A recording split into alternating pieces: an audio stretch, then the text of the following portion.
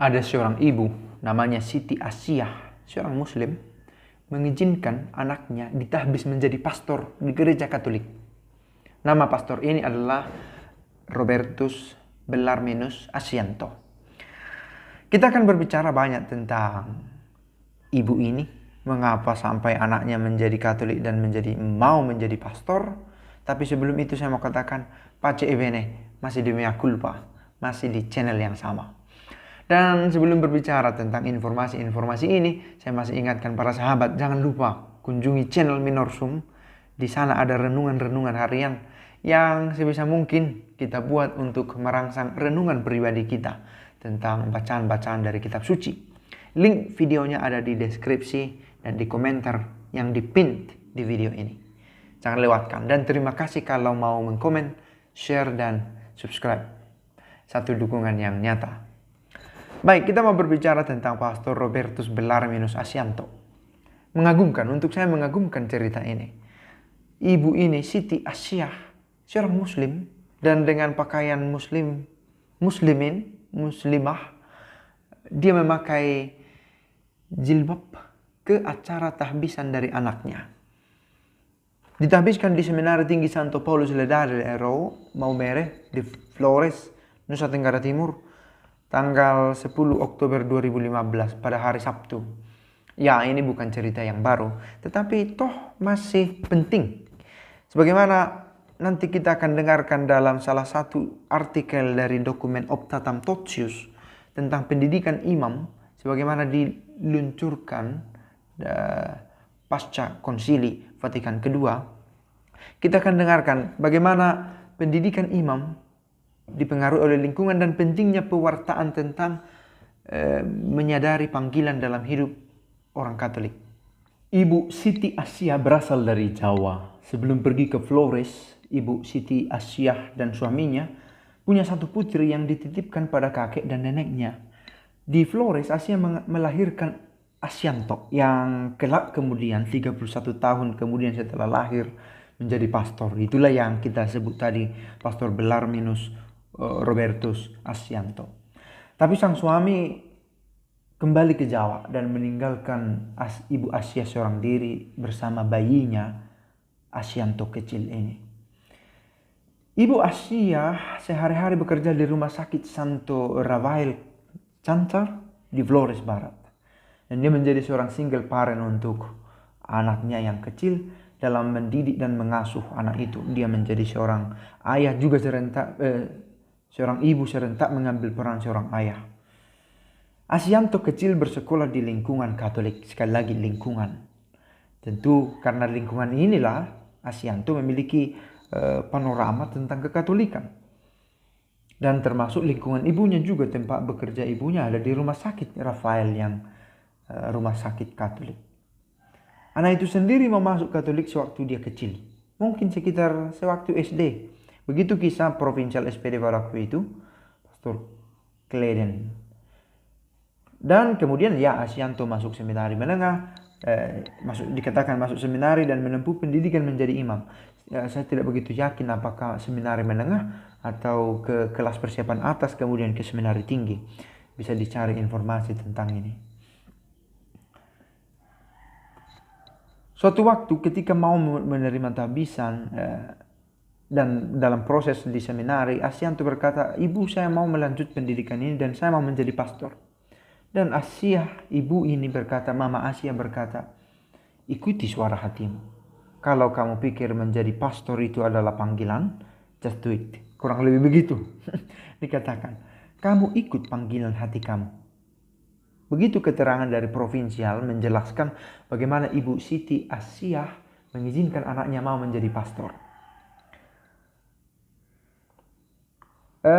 Ternyata pada tahbisan itu Ibu Siti Asiyah ikut dan bukan sendirian. Ada pamannya pastor ini juga datang dari Jawa dan kakak perempuannya datang juga.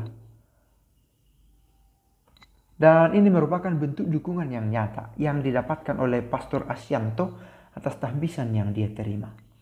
Dan karena berasal dari keluarga yang berlatar belakang agama berbeda, Muslim, berita tentang tahbisan ini menjadi sangat ditunggu-tunggu orang, menjadi viral.